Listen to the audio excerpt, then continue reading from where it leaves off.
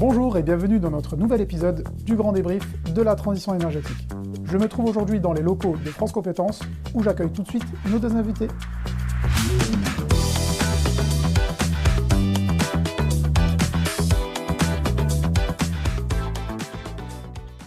Anne de Blinière, bonjour. Bonjour.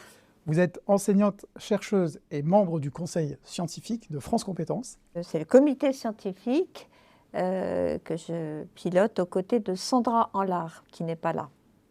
Merci d'avoir répondu à notre invitation. Marine Grimoldi, bonjour. Bonjour. Vous êtes de la direction de la certification de France Compétences. Oui, tout à fait.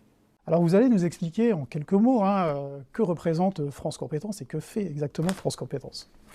France Compétences, c'est l'organisme qui régule la formation professionnelle en France. Et c'est un organisme qui a été créé par la loi de 2018 sur la liberté de choisir son avenir professionnel. Très bien, donc très intéressant. Vous avez un rapport indirect à la transition énergétique. C'est ce que nous allons voir avec vous, Anne de Blinière. Donc comment France Compétences s'est préparée au défi de la transition énergétique? Alors, moi j'interviendrai tout particulièrement sur le rôle que nous jouons en tant que comité scientifique auprès de la commission de la certification professionnelle qui est chargée d'établir la liste des certifications. Alors, chaque année, France Compétences formule un appel à contribution concernant les métiers émergents, enfin les métiers en particulière évolution ou en émergence. Donc déjà, vous voyez, on ne travaille que sur les métiers nouveaux, porteurs d'évolution forte, avec des ruptures radicales constatées. Donc, un appel à contribution qui est envoyé à l'ensemble des syndicats professionnels et des organisations professionnelles.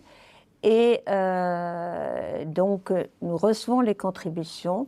En tant que comité scientifique, nous les examinons. Donc, elles sont instruites comme des certifications. Nous les examinons et ensuite, la liste de ces métiers en particulière évolution ou en émergence est soumise à la commission de certification professionnelle qui va les valider. Et ensuite, ces métiers vont paraître une fois par an, jusqu'à présent, vont être publiés par France Compétences. Donc, voilà, ça c'est le point de départ de la mobilisation du comité scientifique sur les métiers en particulière évolution. Alors, pour résumer, vous lancez un appel à contribution. Ouais. Auprès des branches et des syndicats professionnels. Auprès des branches professionnelles, vous leur demandez quoi exactement? Quels sont les métiers qui vont émerger, qui vont devenir les métiers de demain? Alors, on est très exigeant en termes méthodologiques. Notamment, on leur demande des éléments sur le contexte d'emploi, le marché du travail, les études qui montrent qu'il y a eu des ruptures radicales. Donc, sur la base de chiffres. Absolument, de chiffres, de données, des ruptures radicales d'activité et de compétences.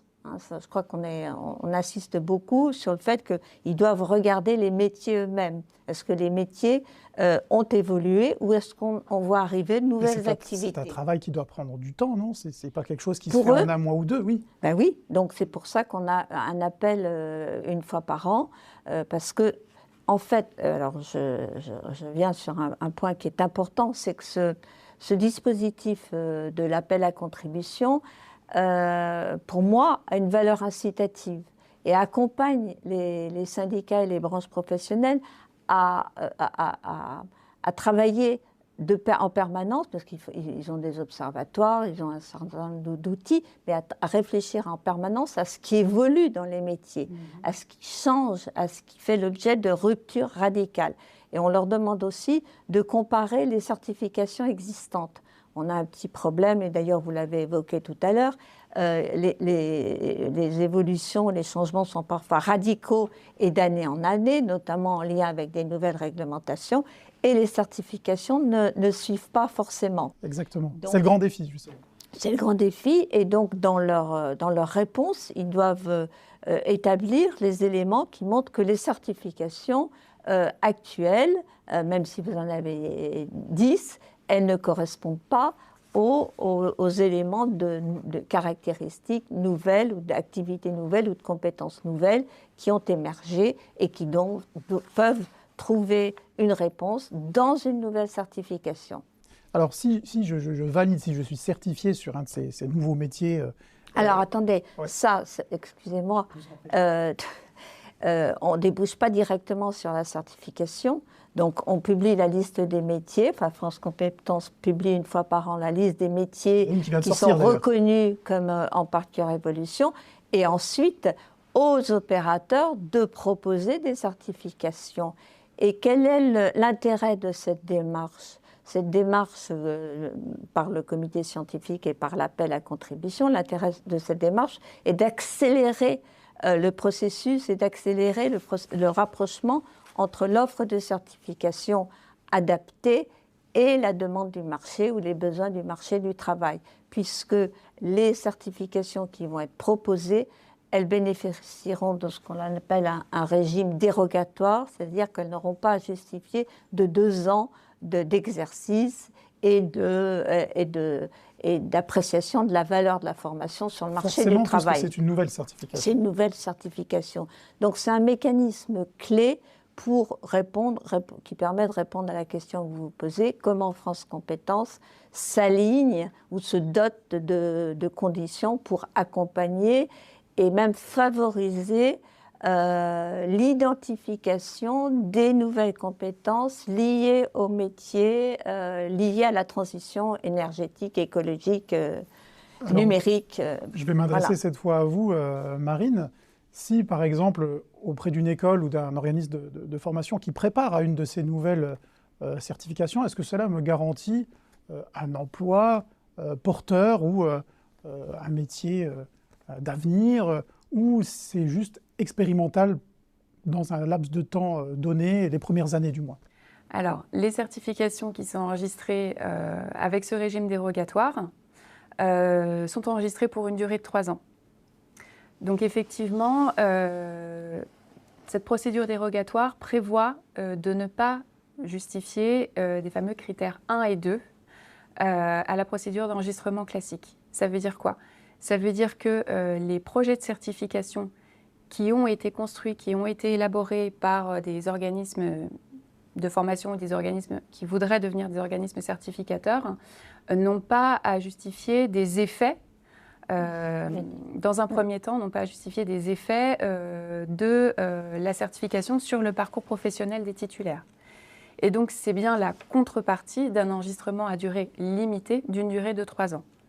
Donc on ne peut pas dire non plus qu'il s'agit d'une expérimentation, puisque s'il y a dérogation sur les critères 1 et 2, donc concernant l'insertion professionnelle, il y a bien l'ensemble des autres critères qui sont instruits par la direction de la certification professionnelle et qui sont débattus en commission de la certification professionnelle. Et les autres critères sont notamment un critère très important sur les référentiels d'activité, de compétences et d'évaluation,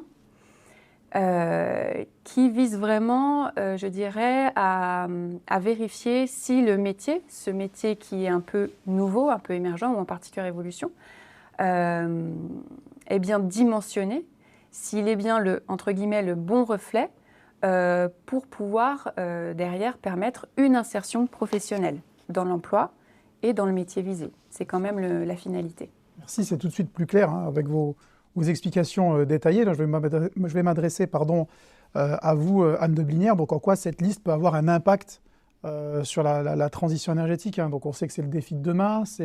La transition énergétique, c'est une trajectoire qui va nous ramener d'ici 2050 à une décarbonation totale de nos bâtiments. Donc, quel est l'impact, hein, je le répète, de cette liste sur la transition énergétique?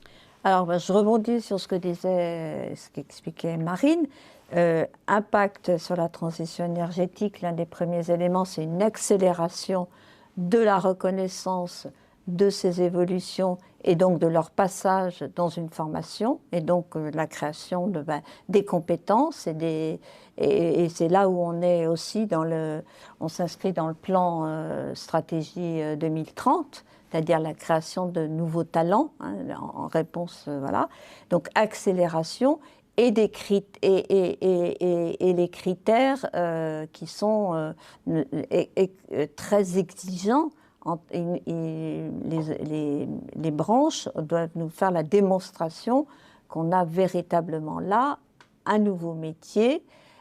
Et d'ailleurs, ça pose une question, puisque transition énergétique, ça veut dire aussi, on l'a vu cette année dans l'appel à contribution 2023, ça veut dire aussi des métiers en transition. Nous avons nous avons accepté sur la liste certains métiers dont nous ne savons pas s'ils seront encore valables dans 10 ans, puisque les métiers évoluent. Et donc, il y a des métiers en évolution qui sont identifiés comme étant pouvant donner lieu à de véritables certifications, mais qui peut-être demain, la transition ayant... Enfin, on ne sait pas, hein, on est à la fois dans un exercice de prospective et d'action. La transition ayant connu un certain achèvement, le métier lui-même sera autre. Donc, c'est des métiers en transition, enfin, ces métiers accompagnant la transition énergétique qui sont eux-mêmes en transition. C'est méticuleux tout ça. Absolument. Mais oui, c'est un travail, comment dirais-je, le travail notamment que fait le comité scientifique et la commission de certification professionnelle, c'est un travail d'élaboration constant d'une doctrine qui est un aller-retour entre les faits, les données qui viennent des terrains et l'élaboration de recommandations pour accompagner la transition énergétique. Justement, on va parler du terrain. Vous voulez compléter, Marie? Oui, je voulais effectivement peut-être rebondir sur ce que disait Anne par rapport à l'appel à contribution. Donc chaque année, on met vraiment une priorité sur le fait qu'il s'aligne sur les grandes priorités nationales que sont par exemple la transition énergétique, la transition numérique, la relocalisation des activités en France. Et sur ce que disait Anne, c'est-à-dire le plan d'investissement France 2030, on souhaite aussi là que les contributions soient alignées, par exemple, sur l'objectif d'une alimentation saine et durable, sur la décarbonation de l'industrie ou sur, par exemple, les véhicules électriques. Et donc là, dans la liste qui a été donc effectivement publiée en décembre 2023, dont d'ailleurs nous venons juste hier de publier un guide pédagogique, il y a des métiers assez forts et directement en lien avec la transition écologique et énergétique. Par exemple, dans les métiers du bâtiment, on a le chef de projet en rénovation énergétique. Dans les métiers du numérique, on a le responsable Green IT. On en a aussi quelques-uns dans l'économie circulaire. Dans l'économie circulaire, merci. Donc, la gestion des déchets. Exactement. J'en ai vu aussi sur la modélisation des bâtiments, le réemploi des déchets également, le recyclage, parce que ce sont des grands défis de demain, le recyclage. Donc justement, on va parler... l'agriculture également, ouais. Avec l'éco-agriculture. Exactement, j'ai pu consulter effectivement cette liste hier, très intéressant. Donc on va parler justement du terrain, donc la transition énergétique sur le terrain, ça se matérialise par des objectifs. Donc chaque année, ces objectifs-là sont de plus en plus ambitieux. Et justement, ça occasionne certaines évolutions dans les certifications qui sont préparées par les apprenants dans les écoles ou les centres de formation. Donc justement, comment France Compétences gère cette évolution des référentiels de certification des métiers de la transition énergétique face à cette mouvance réglementaire qui, je le répète, est régulière dans ce défi qu'est la transition énergétique. Alors, donc France Compétences est chargée de la tenue des répertoires nationaux, donc le RNCP, le répertoire national des certifications professionnelles, et le répertoire spécifique. Mais ce sont bien aux organismes eux-mêmes, ce sont bien les organismes qui sont responsables de l'élaboration, de la construction des référentiels d'activité, de compétences et d'évaluation. Mais avant tout, de l'observation des situations de travail, d'être en lien avec les employeurs, d'être en lien avec les professionnels, par exemple aussi de s'être doté d'un système de veille sur les métiers et les compétences pour pouvoir construire le référentiel d'activité et de compétences qui soit le plus en phase avec les besoins en compétences des employeurs du marché du travail. Et c'est seulement une fois finalement qu'il y a eu tout ce processus d'élaboration par les organismes eux-mêmes. Le projet de certification arrive à France Compétences et c'est seulement s'il est recevable qu'il arrive en instruction et qu'il est étudié par un instructeur de la direction de la certification et qu'il est examiné également en commission de la certification professionnelle. Et donc, c'est ce que je vous disais finalement, il y a vraiment une grande attention qui est portée à l'analyse de ces référentiels d'activité et de compétences, a fortiori parce qu'on est sur des métiers qui ne sont pas encore complètement installés dans les organisations, mais que la finalité, c'est bien de s'insérer dans ces métiers-là. Et donc, il y a une attention particulière, vous parliez de mouvance réglementaire, sur certains métiers. Je pense là par exemple au métier de technicien de maintenance sur des véhicules électriques. Il y a effectivement un certain nombre, par exemple, d'habilitations spécifiques en lien avec, avec la batterie électrique, en plus de la traditionnelle habilitation électrique, qui doivent figurer, qui doivent être prises en compte dans le référentiel d'activité et de compétences. Donc ça, c'est des choses qui vont être regardées attentivement par la commission de la certification professionnelle. Et il y a un point important que j'aimerais rajouter concernant le rôle, la fonction de l'établissement de la liste annuelle des métiers émergents par rapport au fonctionnement et à la vision qu'ont les acteurs de France Compétences. France Compétences a longtemps été perçue comme un organisme par lequel on doit passer pour avoir une certification ou une formation qui est agréée.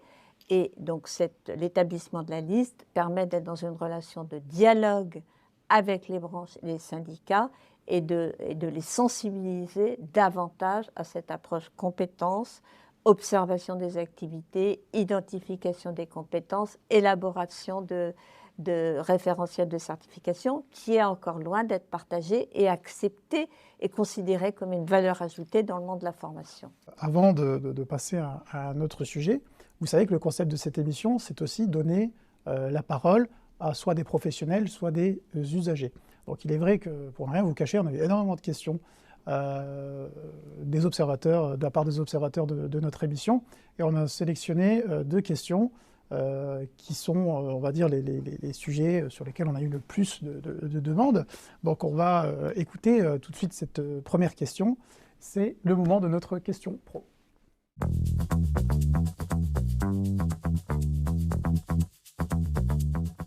Que signifient les termes actifs et inactifs sur les fiches de certification? Je suis en cours de formation et le statut de ma certification professionnelle est passé en statut inactif. Que cela signifie-t-il? Merci.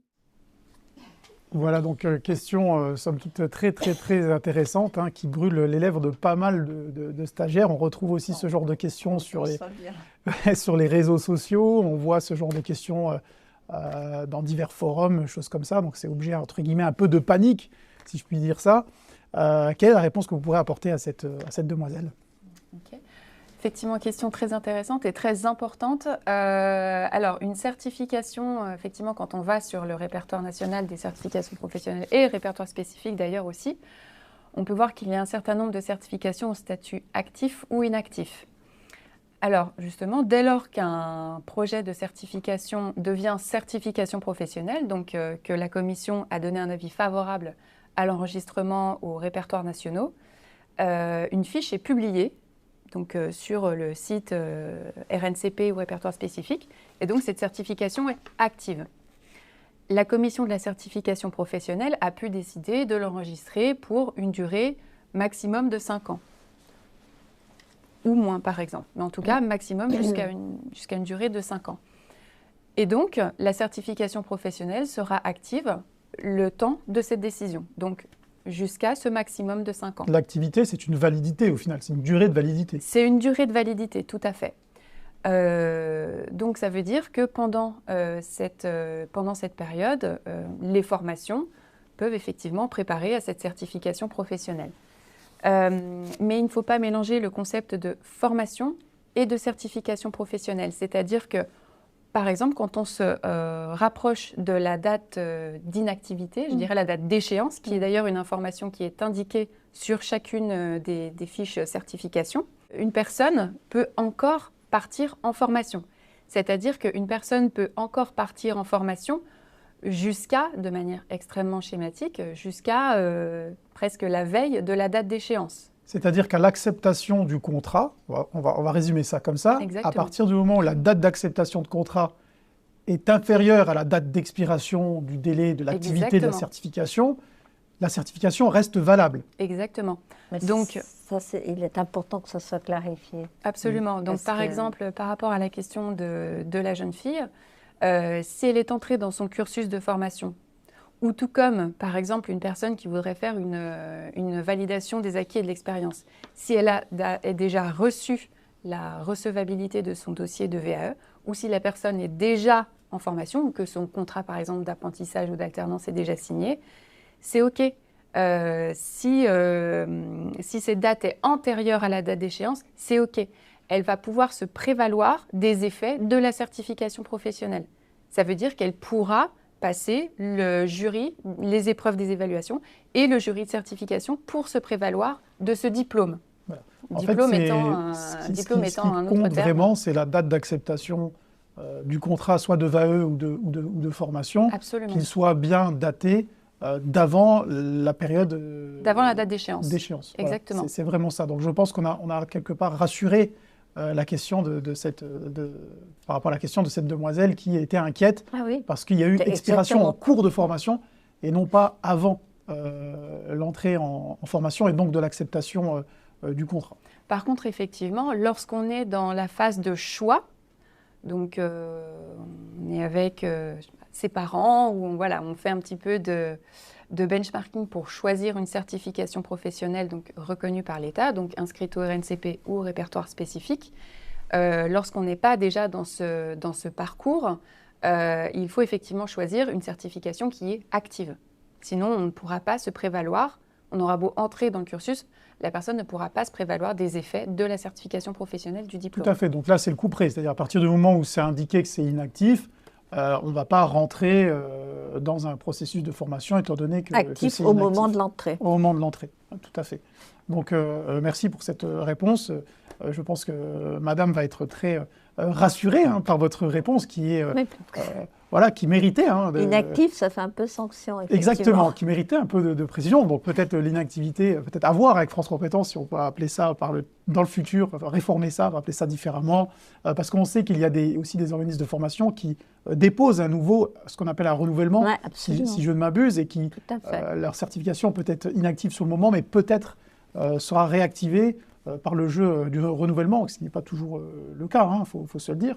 Donc c'est pour ça qu'on comprend mieux votre conseil de faire un choix d'une certification avec une échéance assez éloignée lorsqu'on est en période de choix, si je comprends bien, c'est ce que vous conseillez. Ou alors, s'il n'y a pas d'autre choix, si la certification est encore active au moment de passer le contrat, effectivement, elle sera valable à la fin de la formation. On peut aussi se demander pourquoi est-ce qu'on laisse les formations inactives sur le portail RNCP. Tout simplement parce que la certification a existé à un moment donné. Donc ça veut dire qu'elle a existé et donc le titulaire peut se prévaloir de cette certification qui a existé. Donc c'est toujours valable sur son CV. Ça l'a été à un moment donné. Oui, c'est comme un diplôme. Par exemple, si je prends l'exemple du baccalauréat, je l'ai pour la vie, même si l'école a fermé. Et c'est là où je l'ai pour la vie. Il faut distinguer certification de formation. Voilà, tout à fait. C'est là l'intérêt. Voilà. Là, c'est tout de suite plus clair. Vous pouvez avoir le diplôme, mais pas la certification. Exactement.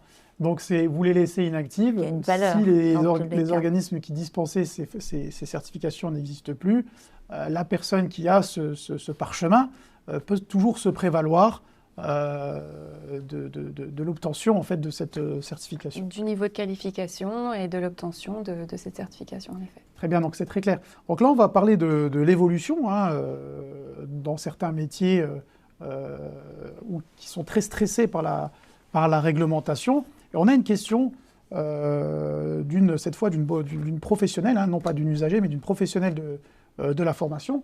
C'est le moment de notre deuxième question pro.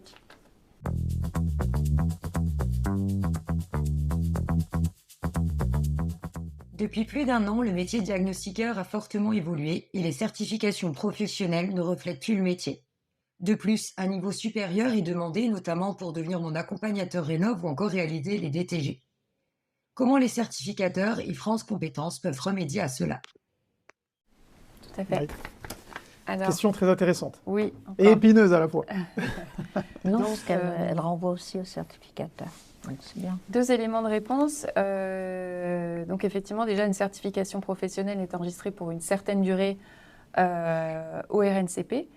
Et donc, dans les référentiels d'activité et de compétences, il doit y avoir, comment dirais-je, il y a le choix de la maille de cette activité et de cette compétence. Donc, effectivement, un référentiel de certification doit absolument tenir compte du cadre légal et réglementaire pour pouvoir exercer, pour faire en sorte que les titulaires de ces certifications professionnelles puissent exercer le métier. Pour autant, un référentiel d'activité et de compétences ne va pas renvoyer à l'arrêté numéro 1, numéro 2 ou numéro 3. Il doit quand même y avoir une certaine prise de hauteur pour rester vraiment sur la compétence professionnelle qui va permettre d'exercer et permettre aussi une certaine forme de stabilité et de valeur sur le marché du travail et sur un CV. Donc ça, c'est le premier élément de réponse.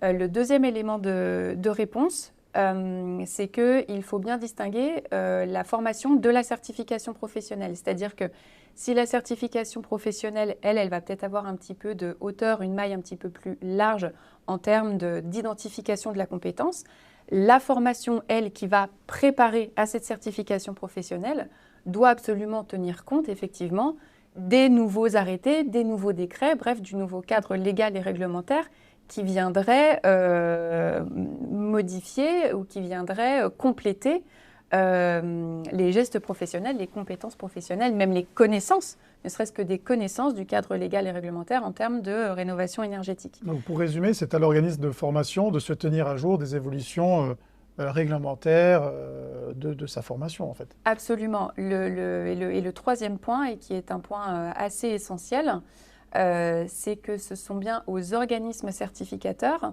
de rester en veille sur l'évolution des métiers et des compétences qu'ils portent dans leur certification professionnelle. C'est-à-dire qu'ils sont effectivement censés être en lien avec les secteurs professionnels, avec les entreprises, les employeurs, et avoir un système de veille. Lorsqu'ils constatent qu'il y a vraiment inadéquation ou qu'il y a vraiment un changement très important dans la certification professionnelle et que derrière cette certification professionnelle, elle ne va plus permettre à ses titulaires d'exercer, l'organisme doit lui-même proposer un renouvellement de sa certification Rentrer dans une professionnelle. démarche de renouvellement avec éventuellement la sollicitation d'un niveau supérieur tel que c'est été le cas dans cette question. Oui, absolument, et ça a déjà été le cas dans d'autres secteurs, par exemple le secteur nucléaire pour tout ce qui concerne la radioprotection. On est passé d'un niveau 4 à un niveau 5, donc ça a déjà été le cas, et l'organisme a fait une demande de renouvellement anticipé, c'est-à-dire que la certification pouvait courir par exemple jusqu'à 2026, mais il y a eu ce changement réglementaire et l'organisme a de lui-même fait le renouvellement de sa certification professionnelle. Alors pour résumer, je suis organisme de formation, je dois m'engager à ce que je suis les évolutions et de ce que j'enseigne est en conformité avec la réglementation, d'une part, et d'autre part, si mon métier évolue par la réglementation qui exige un niveau supérieur de qualification, c'est à moi, organisme de formation, de redéposer un nouveau dossier, une nouvelle demande ou un renouvellement à l'échelon supérieur. Tout à fait. Tout à fait. Est-ce que vous voulez rajouter quelque chose, Madame de Binière ? Je rajouterais que ça fait partie, que cette veille fait partie des missions de tout organisme de formation, puisque les métiers évoluent et même il doit savoir s'interroger sur le fait qu'une réglementation, une nouvelle réglementation change-t-elle profondément la compétence ? Ou est-ce que c'est une information ou une nouvelle connaissance ? Donc ce travail d'observation et de veille est inhérent au métier d'organisme de formation. Qui a beaucoup évolué, le métier d'organisme de formation ces dernières années. Comment ? Il a beaucoup évolué, le métier d'organisme de formation ces dernières années. Donc, C'est peut-être le mot de la fin, finalement, Voilà. d'avoir une veille Absolument, intégrée à la pratique de et formation. intégrée à la pratique de Oui. formation. Et en même temps, à bien distinguer, parce qu'effectivement, vous citiez le diagnostiqueur avec une évolution rapide des réglementations, est-ce qu'elle change pour autant la totalité des compétences?